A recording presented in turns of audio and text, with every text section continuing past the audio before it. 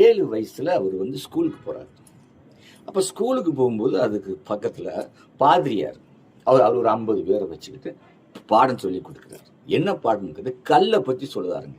கல்லை பத்தி. தார் ரோடு போடுறாங்க, அதுவும் ஒரு கல்லு தான்.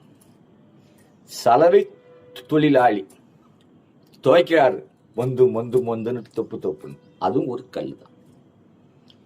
இன்னைக்கு பாத்தீங்கன்னா அதே கல்லை சாமியை அடுத்து கையெடுத்து கும்பிடுறாங்க. அதுக்கு பாலாபிஷேகம் பண்ணுதாங்க, பன்னீர் எடுத்து ஊத்துறாங்க, எல்லாமோ செய்தாங்க. 3 கல்லு தானே, ஏன் இப்படி இந்த கல்லை போய் சாமியாக கும்பிட வேணும் அப்படின்றாங்க. இதை வந்து ஐயா 7 வயசு பையன் காது கொடுத்து கேட்டுக்கிட்டே இருக்கிறார்.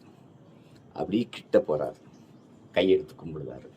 அவங்களும் என்ன இந்த பையன் இப்படி கையெடுத்து கும்பிடுறான், வாங்க ஐயா நீங்க சொன்னதெல்லாம் கேட்டேன், ஒரு நிமிஷம் நான் இதை பத்தி உங்ககிட்ட பேசலாமான்றார். சரி பேசுங்கன்றாங்க.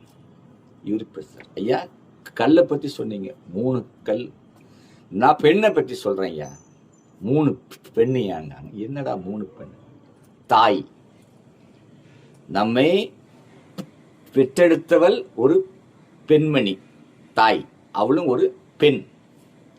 நம்ம கூட பிறந்தவங்க, அக்காளா இருக்கட்டும், தங்கையா இருக்கட்டும், தமையால், அதுவும் ஒரு பெண்.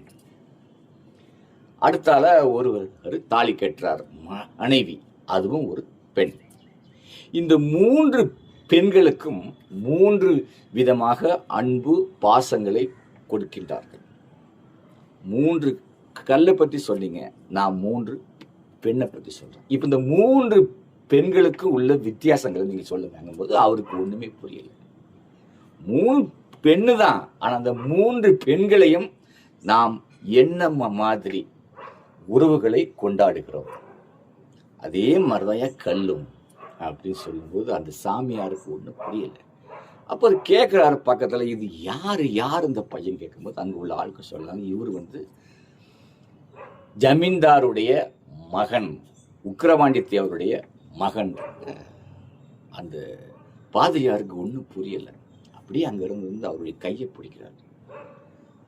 தம்பி, நீங்க வந்து மனித பிறவியே இல்லை, நீங்க ஒரு தெய்வீக பிறவி, நீங்க ஒரு சாதாரண ஆள் இல்லை. என்னையே நீங்க இப்படி ஒரே செகண்ட்ல மடக்கிட்டீங்களே, உங்ககிட்ட ஒரு மிகப்பெரிய சக்தி இருக்கு அப்படி சொல்லிட்டாங்க. ஸோ இந்த மாதிரி காட்சிகள் வந்து ஐயாவுடைய காட்சிகள்